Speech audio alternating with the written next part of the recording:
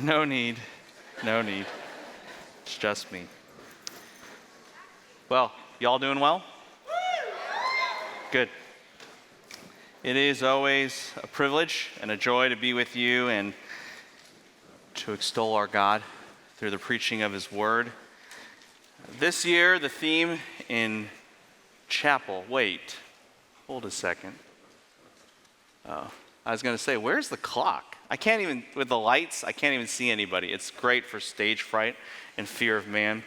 So I'll just hopefully look at my watch once in a while, and if I forget, well, you'll be here till this evening. So, any case, this year, the theme in chapel, as you all well know, revolves around the theme of apologia, being firmly grounded in the foundation of the faith, and not only understanding what we believe, but all the reasons, all the depth, all the theology, all the scripture that backs it, that leads and demands those conclusions, and to be able then to articulate and to defend those truths, not only just to the watching world, that's true, but equally to yourself. As you face questions, as you face issues, as you face different topics, as you face challenges, to be able to tell your own soul, this is why I believe what I believe, this is why it matters, and this is what I must cling to no matter what. That's what I've been asked to address this morning. Yet I also have a heart, especially early on in this semester, to establish and to extol the greatness of God, to exalt Him through His Word so that we understand His loftiness, so that we understand He is unsurpassed, so that we understand how central He is, so that in our hearts we are captured by Him, and therefore we capture all things to Him. That's the goal.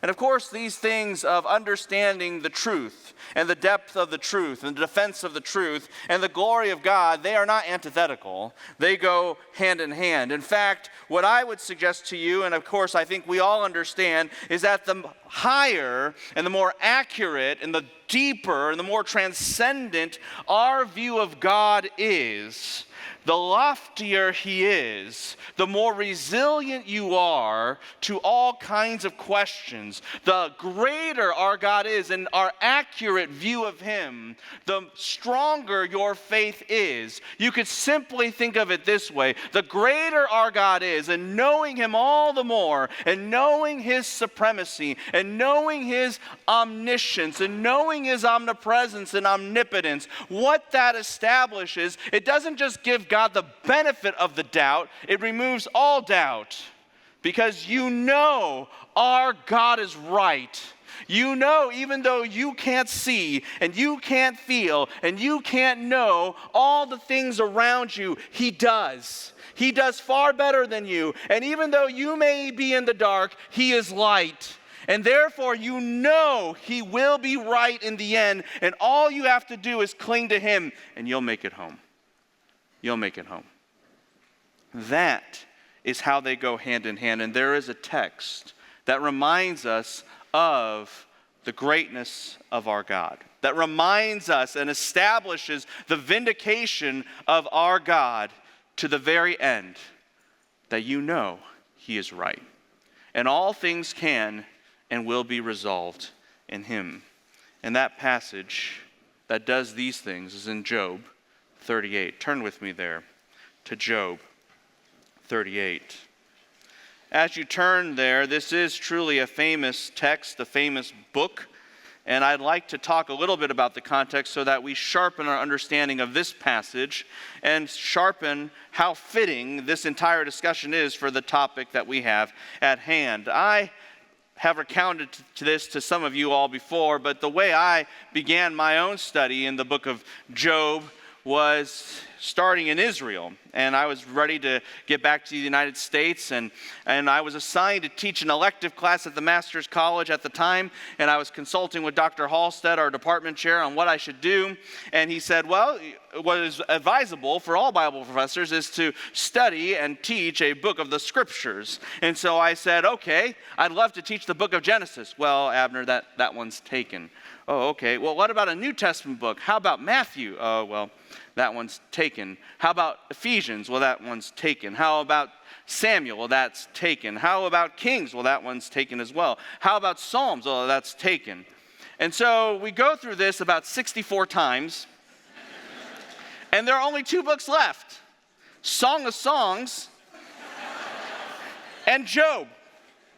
And I said, well, Dr. Hall said, what about Song of... Abner, you're not going to do that one. Dr. Hall said, what about Job? Well, that's a great choice. I'm so glad you picked that one. That one's actually open. You should do it. Good job. How'd you figure that one out? I said, wow, Calvinism. Now, what I realized soon getting into the book, and it is God's choice, it is God's good providence, is that we all have misconceptions about this book. We think it's about suffering, and that's about it. We think that this book really should be 5 chapters. Job suffers 2 chapters. He has a really terrible conversation with his terrible friends, 1 chapter. Then he talks with God who straightens it out, 2 chapters. Should be 5 chapters. But when you start to open this book, you realize by chapter 5, this book is not ending. It's nowhere near the end, because this book is far more than just about your suffering. Is it about suffering? Absolutely. But it is, as it is in life, that suffering leads to bigger questions. Suffering is a window into larger questions, questions about God, questions about this world, questions about God's rightness. And in fact, the word right in Hebrew and all of its conjugations and forms appears more in the book of Job than in any other book of Scripture, even the book of Romans. Job is about whether God is right in this world gone wrong. Job is about the assertion God is right in this world gone wrong. That is what this book discusses and uses suffering as a tunnel, as a mechanism and medium to discuss those very issues. And God is right. He's right in heaven. That is what we see in the opening part of the book. Satan and God have a conversation in heaven. It's a very one-sided conversation, for God always speaks and Satan always answers. God never responds. He is always driving the discussion because he never reacts. That is the nature of his sovereignty. And his sovereignty has sovereign purposes in the life of Job. He calls Job my servant, showing that God is using him for his glory. And those sovereign purposes, in the sovereign establishment of those purposes, in the sovereign assignment of Satan to test those purposes, those sovereign purposes, right as they are, remain resilient. Because even though Satan unleashes everything he can, Job does not break. Job does not break. It's a lesson. Though sometimes we appear weak in our suffering, though sometimes we appear defeated in our trial and tribulation, if we confess that God is right, if we confess that blessed be Yahweh, God wins. Because his sovereign purpose remains unchanging. And God is right. And what these opening chapters show is that everything God designed for Job and everything God designed in his redemptive purpose, and the fact that he can bring a sinner and make him a saint and cause him to persevere, that's the display of the rightness and the unchallengeable sovereignty of God. And so God is right in heaven. But for the rest of the book, what the book endeavors to show is that God is not just right in heaven, he's right on earth. He's right on earth.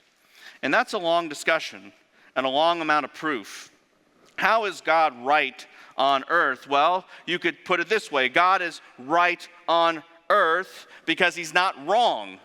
because you can't prove that he's wrong. You don't know enough to demonstrate he's wrong. Why is there such a long-winded discussion between Job and his friends? Because there is this search for wisdom. There is this search to understand the ways of God and make them known to man. There is this desperate quest to figure God out, because this is life and death. If you can't figure out God, and if in a second he can take everything away from you and you don't know why, then you better know, because your family's life, your entire well-being is on the line. You better know how this works. And so Job's friends, seeing this firsthand, they want to know. They want to figure it out. And the reason there's so much discussion is it is their debate and their conversation and their investigation of trying to understand why God does what he does. Why are there three friends? Well, in the providence of God, these three friends, even though you might think that they're foolish and they're not intelligent, well, that may be true in the sense that they talked, but it's not true in the sense of what they know. These gentlemen are brilliant. They say these poems, they say these speeches off the top of their head. They even rhyme. Can you do that? They're talking about history. They're talking about science. They're talking about philosophy at the highest level. And they're doing it off the top of their head. They are brilliant people. Eliphaz is a historian. At the end of chapter 5, he says, search through the annals. Is it not so? He's memorized. He's the History Channel. He's Wikipedia. Yet he's wrong. Bildad, he's a scientist. He talks about papyrus growing in marshes, the nature of the sun, moon, and stars, mechanisms of cause and effect. He's wrong.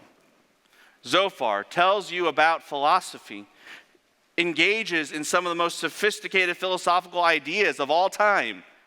He's wrong. It doesn't matter if you're the history person, if you're the theologian or philosopher, or you're a brilliant biologist or scientist, you can be wrong. And you are wrong if you do those things by yourself and in and of yourself. You say, why is the discussion so long? He's got three friends, but they talk a lot in different round after round after round. Well, there's a reason for that, because each time Job keeps saying, well, you don't know what you're talking about. You don't know what you're talking about. And so they have to keep pushing back. And Job actually, though, pushes them back into a corner. And in each of these pushbacks, they walk through different epistemological schemes. Here you have scientist and historian and philosopher. And at first they're pre-modern. And then Job says, but you don't know what's going on in heaven and on earth. So they say, fine, we only know what's going on earth. They become modernists. And Job says, you don't know what's going on earth. And they say, fine, we become postmodernists. And it's true. Eliphaz says, Job, you want to know how I know you're wrong? Because I say so. Because I know what you do wrong. In fact, Eliphaz says things hilarious, like, I know you steal clothes off naked people. That's a quote. How does that work? If they're naked, they have no clothes. How do you steal them? Doesn't matter if you're postmodern. It works because you think it's right. Bildad follows similarly with his own arguments. And all of this to say is none of them, the philosopher, the historian, the scientist, none of them, pre-modern, modern, postmodern, none of them ever say, well, you know, Job, I think this is all because God had a conversation with Satan in heaven, and God is using you for your glory. Hang in there, buddy. None of them ever get close to that. Why? Because you don't know, and you can't know. The only people who could know that kind of information is if you were in heaven. And this is precisely why you need divine revelation, because that's what makes heaven come down. That's what makes heaven unveiled to earth. And Job knows that. Job realizes this. You cannot criticize God, simply put, because you don't know what's going on. You don't know what's truly happening in all those areas of discipline and in all of heaven and earth. You don't know. You can't prove God wrong. And that's partly why he's right. But you know, another reason why he's right on earth is not just because you can't prove him wrong, but because he makes things right. He makes things right. Tucked within the debate, as they're all yelling at each other, so to speak, Job sometimes gets pressed in a corner by his friends, and of course he's hurting. He's just lost his entire family. The only one who has survived is his wife, and she's just told him to die. So this is sometimes a very hard situation. And here's the question for Job as he's wrestling with all these things. What would make God right?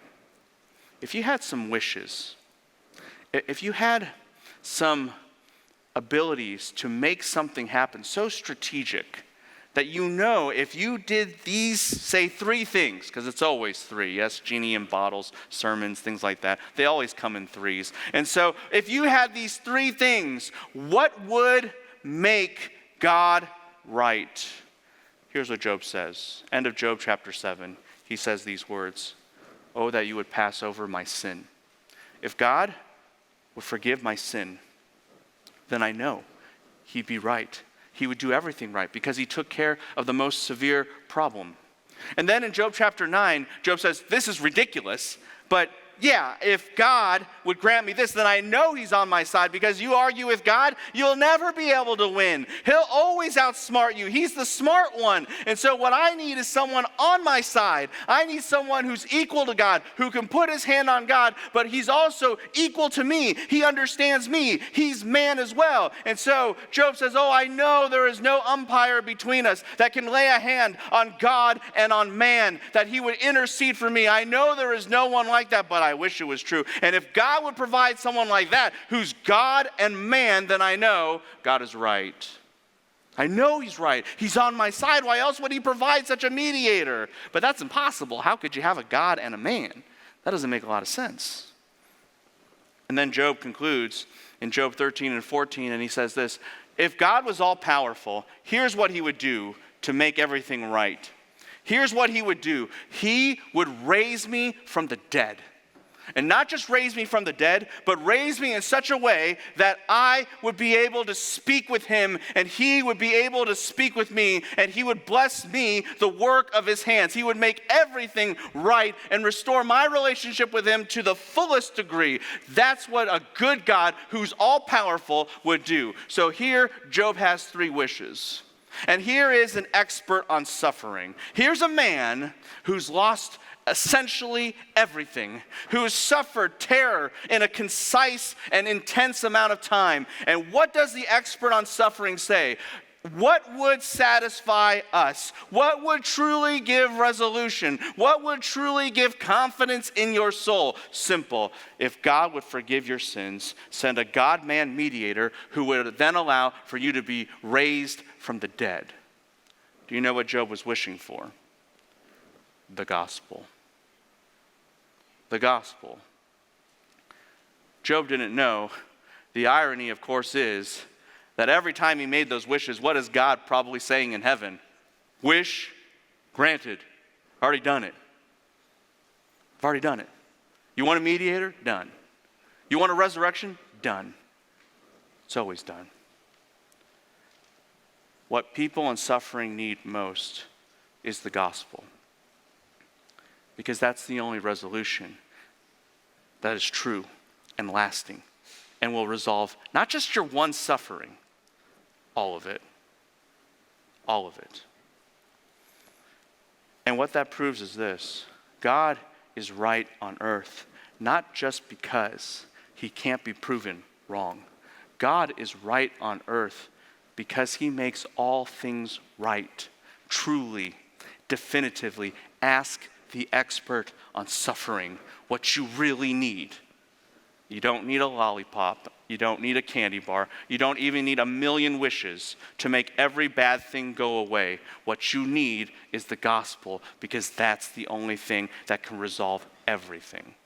That's what we have to understand.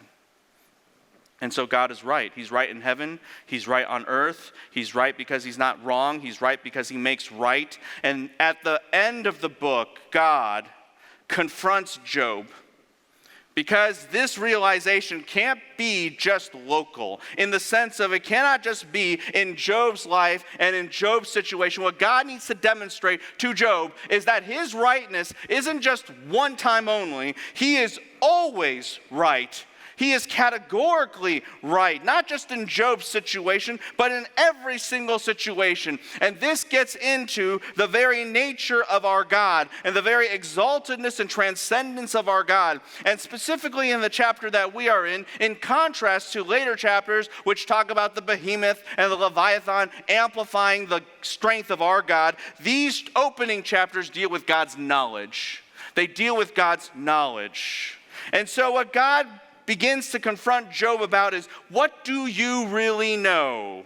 What do you really understand? Verse 2, who is this that darkens counsel by words without knowledge? Do you really understand? What do you understand? And there are some key questions when we talk about categories of knowledge. Key questions when we even talk about the nature of questions. You know this: who, what, when, where, why, and how. We know that. We know that. And what we're about to do is take a deep dive into God's omniscience. That's what we're about to do. We're about to take a deep dive into God's omniscience, to see what God knows and to see what we don't know. And you can put the punchline very easy here. The punchline is simply this: you don't know the what, when, where, why, and how. You don't know that. As much as you think you do, God is about to expose to Job, and by extension to us, you don't know these things. At least the way you have to really figure God out. At least the way you have to think that you could do it better than God. You don't know the what, when, where, why, and how, but you do know who. You do know who knows it all. And that should have always been enough. That should have always been enough. You don't know the what, when, where, why, and how, but you do know who. And that should have satisfied your soul, because he's the key to everything. So with that in mind, let's just walk through this passage, kind of survey it, and yet at the same time take a deep dive into God's omniscience. And the opening verses, really verses 4 through 11, they deal with what? The question of knowing what. God focuses Job's attention on the foundation of the earth. Who laid that foundation? And what is the earth? What is the nature of even the ground that you are walking on? And that's a profound question. And it is profound how this foundation of the earth was laid and how it is established. You say, how so? Because even from a young child in physical science, you learn an enigma. And no one thinks of it this way. You learn on one day, maybe even on the same day. Well, you walk on dirt. Dirt's very stable. You can jump on it. You can run on it. You can prounce around on it. It's all fine. It's all good. And then maybe the same day or a couple weeks later, you learn about this other word. Let's say it, class: erosion. And what does erosion mean? The dirt is not stable. The dirt comes apart. It's not compacted together. It can dissolve right under your feet, and therefore it doesn't hold you up. Which one is it? Like elementary school students, well, some of them, they're very smart. They'll become geniuses one day. They ask the question, well, which one is it? Is it erosion or is it stable? Which one is it? And how do I know?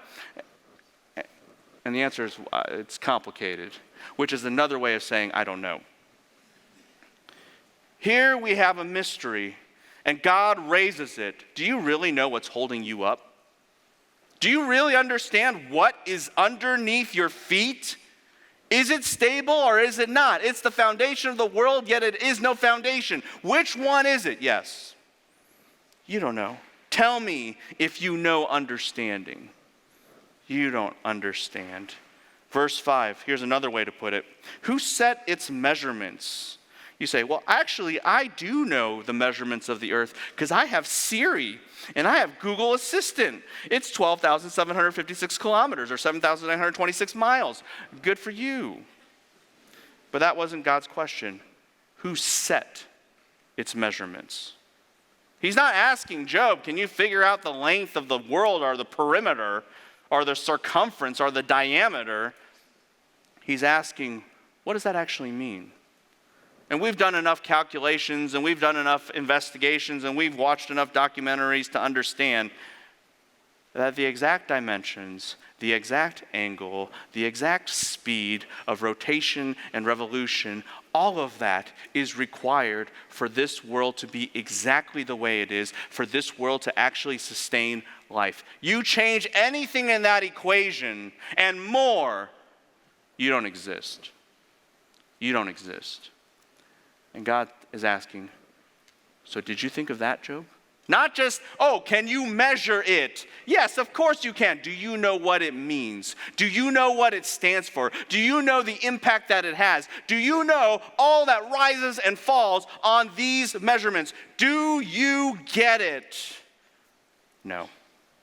Who was it that stretched the line over it? Who had that kind of understanding? Who was it? You know what's astounding about the omniscience of God? Here we are, we have to calculate. We calculate how long the earth is. We calculate its diameter. We calculate its perimeter. We calculate its significance. We understand all these different factors. It takes advanced physics to figure it out. And we're just pondering, and we're just contemplating, and we're just fathoming it. Realize this. God doesn't do any of those things. You know what omniscience means? He just what? He just knows. He doesn't have to think about it. It's his knowledge. That's it. He doesn't have to think, well, if I'm going to craft a world, what's the diameter? Ooh, this is a great math problem. I need to invent math. And he's like just talking about this. That's not how it works. He just knows this is it. There's no thought involved. It's just pure knowledge. It's pure act. That's it. That's it. That's the omniscience of God. And God says, well, if we can get this far, how about verses 6 and 7? Do you know what the earth hangs on? On what were its bases sunk? Or who laid its cornerstone? And you say, well, like dirt is on top of dirt, which is on top of dirt, which is on top of magma core. When if you get back on, you get on the other side, you get to China. That's how we often think. And God says, no, that's not what I'm asking. Verse 7, when the morning stars sang together and all the sons of God shouted for joy. I'm talking about what it hangs on in space. I'm talking about what it hangs on in the supernatural. Think about this for a second. Job 26 has already made it clear. What does the earth hang on in space? Nothing. You say, yeah, it's in space. What's in space? Nothing. It hangs on nothing. Job 26:7 already makes that point. He hangs the world on nothing. There used to be these cartoons, maybe you've kind of seen them, where the road runner or whatever, they run off a cliff, and then they are standing over the empty space for a couple seconds, blink their eyes, realize that they're over nothing, and they fall to the ground. And we laugh. We're like, that's dumb. That's you. And you laugh, but that is you. We are hanging on nothing. And God says to Job, figure that one out. Do you really know what you're hanging on? And we know that the supernatural realm keeps us together. Have you ever been able to quantify supernatural power? Of course not, because it's inherently what? Supernatural. It's not of this realm. You don't know what keeps it all together. You have no idea. And here God says this essentially, you don't know the very land you are on. You don't know how firm it is. You don't know how it dissolves. You don't know how it coheres together. You don't know what sustains it. You don't know what keeps it hanging. You don't know. So what makes you think you can do better? What makes you think you can run a world better when you don't even know what a world is? You say, well, that's a fair point. But I always like swimming more than I like walking. What about the sea? Maybe that's where I can win on this debate with God. God says, good, let's go there.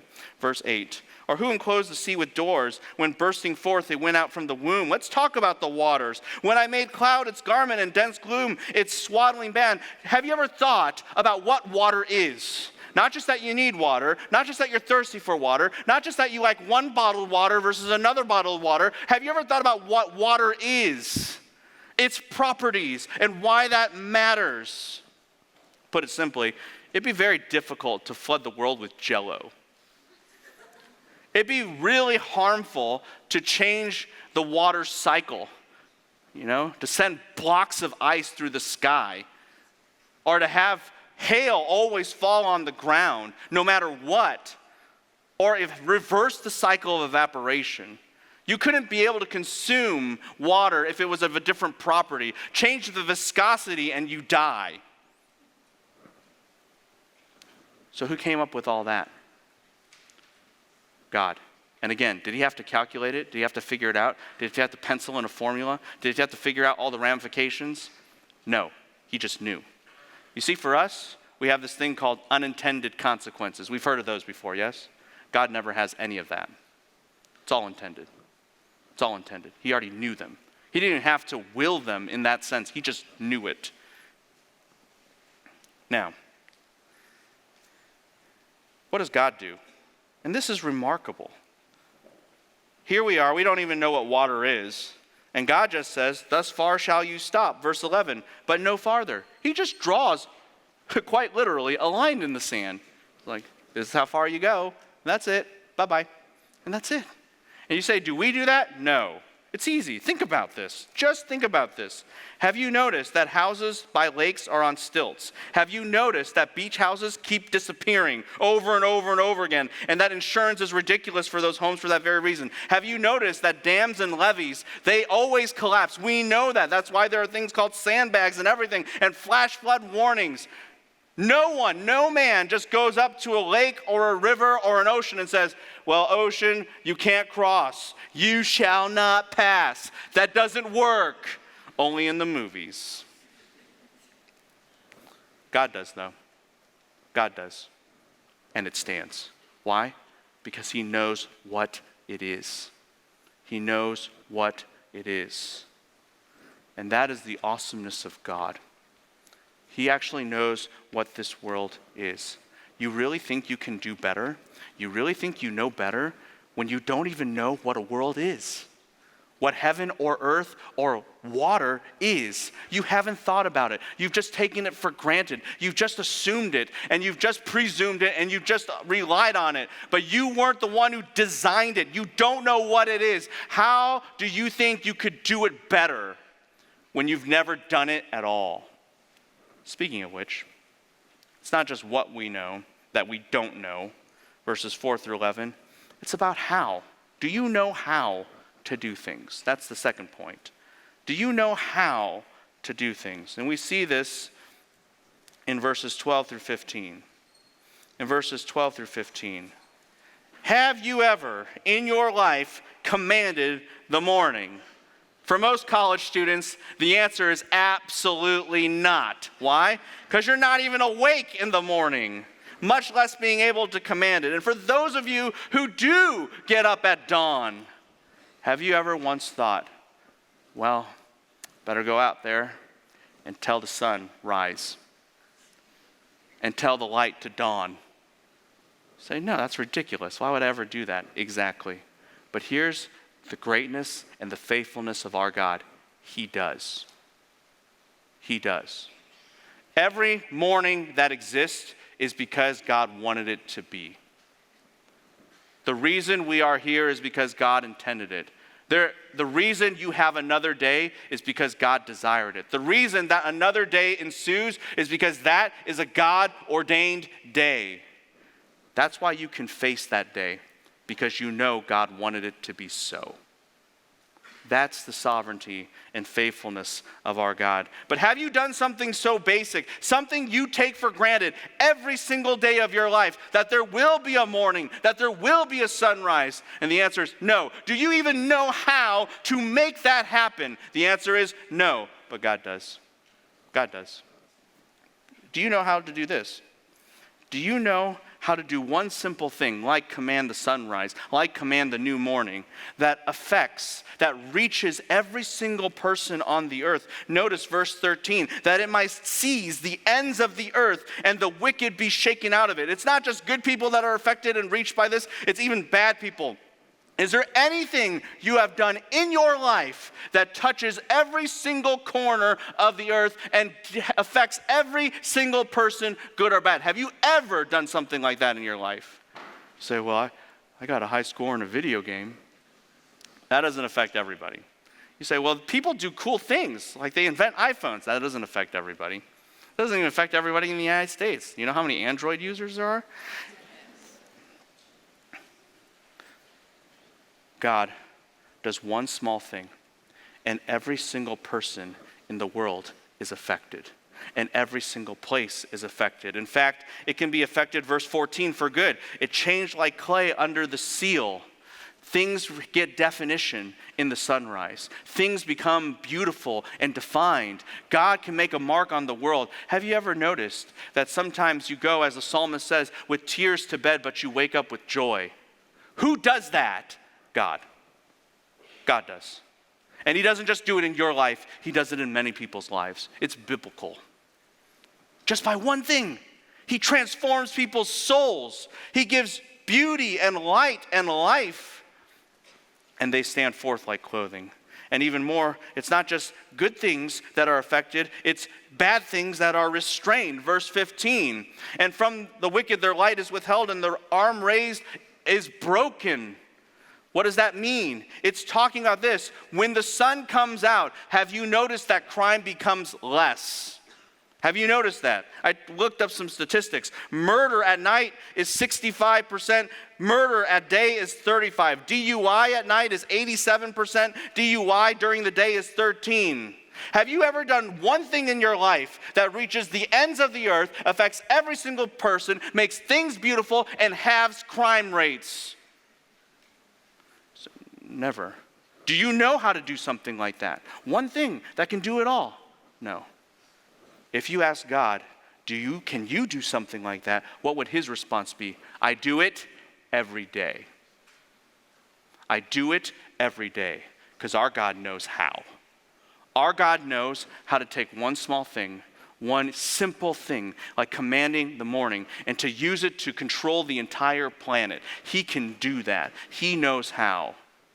And here we are, and we go to God and we say, I think I could do it better. Who are you? Are you sure you really know what you're doing? No, you don't know how to do anything at all. You don't know how to do anything at all. And that's the reality we need to remind ourselves. It's not just that God knows what, and it's not just that God knows how. God knows where, unlike us. God knows where. Verses 16 through 21. God asks the question, have you entered into the springs of the sea or walked in the recesses of the deep? Have you gone to the limits of the physical creation? Most of us, if not all, have never been that deep under the sea, have never walked the spaces of it. And so God asks another question to follow up then. If you can't even get to the limits, to the very edge of geographical, physical existence in the natural world, can you get to the supernatural world? Do you know how to find that? Do you know where that is? Verse 17. Have the gates of death been revealed to you, or have you seen the gates of the shadow of death? Do you know where that is? Can you go pay that a visit? Put that in your GPS. Speaking of which, verse 18. Have you carefully considered the expanse of the earth? That's the whole breadth of the earth. I am a person who gets lost easily. The only map I really know is the map of Israel. That's true. I learned that map pretty well. Everything else, I'm clueless. Like, you want me to go to the mall, I have to type it in a GPS. You want me to go home, I have to type that in a GPS, basically. I mean, if you want me to go anywhere, even like North Campus, I have to get a map. And so I'm the worst person to ask directions from because I'm directionally challenged. And why is that? Why do we, though, need a GPS? Why, though, do we need a map? What is that an admission of? You don't know where things are. If you did, you don't need a map. If you did, you don't need a GPS. And here's God's question. Do you have the map of the whole world even in your mind? And the answer is no. That's why we use these mechanisms and tools and instruments. And God says this, if you don't know where things are, and if you don't have the ability to figure it out, and you need a GPS, a map, directions, whatever it is, what do we call those kinds of people? What do you say? I'm lost. And God says, that's what you are. You're lost. You don't know where things are. You don't know where things are going. You don't know where things should be. You don't know their proper place. What business do you have telling God, who's not lost, how to find something when you're the one who's lost? Speaking of which, verse 19 and 20. Where is the way to where light dwells, and darkness where is its place, that you may take it to its territory, and that you may discern the paths to its home? Have you ever thought about this? When you go into a room and you turn on a light, light fills the room. Do you make sure that every light particle and wave is in its proper place? Do you think about that? Do you think, oh, so great that the light fills the space this way? It's exactly the way it should be.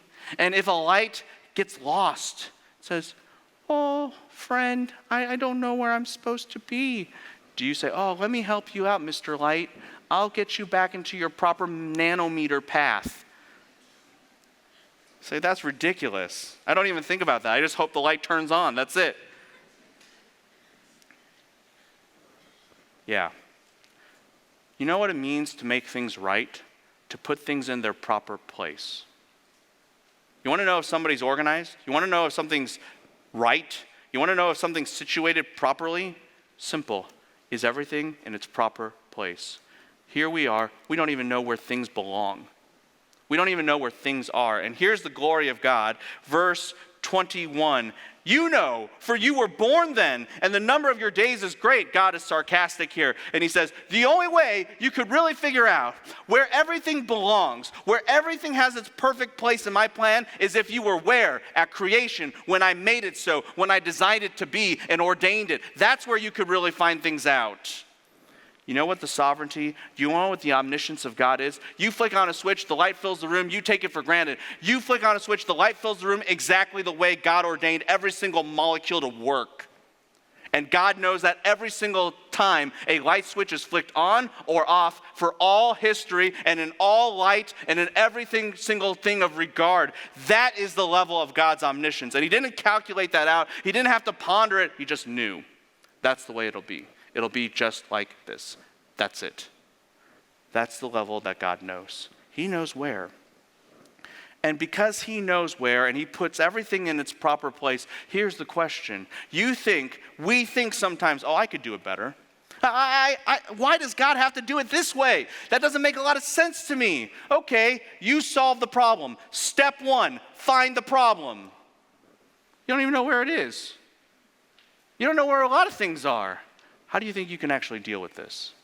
How do you think you can actually deal with this? We don't know where, but God does. But God does. It's not just that we don't know where, we don't know how, we don't know what. So we don't know why. We don't know why. Verses 22 through 30. This is hilarious. God asks Job a question. Have you entered the storehouses of the snow or seen the storehouses of the hail? He's talking about vast and dramatic weather phenomena. And he says, Job, did you realize that I store things up? I plan things out. I have things saved for a reason. Why? Verse 23, which I have reserved for the time of distress, for the day of war and battle. Job, have you ever wondered why the weather is the way it is? Have you ever thought that even that I planned out? That I have reasons for all of those things? I have reasons for why it hails. I have reasons for why it snows. I have reasons for why it rains. And I have reasons for why it doesn't. I have reasons, Job. So, it's not just about weather. Verse 24, where is the way that light is divided? I have a reason for why the light divides the way it does, for what is in the light and what is not, for what is bright and what is lacking brightness. I have reasons for why the wind of the east is the wind of the east and how it disperses all over the ground of the earth. I have reasons for every which way things go, whether that be light or wind which disperses seemingly randomly. There is no random with God. I have reason for everything. Here's the question, do you? Verses 25 to 26, who has cleft a conduit for the flood or a way for the thunderbolt? Next verse, to bring rain on a land without people. Listen to that for a second. God has purposes for places without people. You all check your weather app. You check it. Sometimes you check it for California, which doesn't make a lot of sense because the weather's basically the same. It's just hot. Sometimes you check it for back home because you're interested in folks back home. Sometimes you check it for where you may be traveling. How many of you check it for their places where there are no people? Wake up in the morning and you open your weather app and say, well, I know there's no one living here, but I got to make sure that they're okay. How many of you do that? None of us. And God's point is, I do. Here you accuse God of not caring. Who do you care about only? Yourself. God says, I have reasons for what I do. I have reasons that include everyone, even those things that are not people. I have reasons that encompass the whole earth, and I think about the entire globe in one moment, and all you are doing is questioning me because it doesn't fit you. That's it. Brothers and sisters, we accuse God of not caring. Who's the one that doesn't care? We do. We're those ones. Why? Because we don't care about anybody but ourselves. But at best, a very few people. But God cares about places where there are no people. And he has reasons for what he does for all of those areas. To satisfy the waste and desolate land and to make the growth of grass to sprout.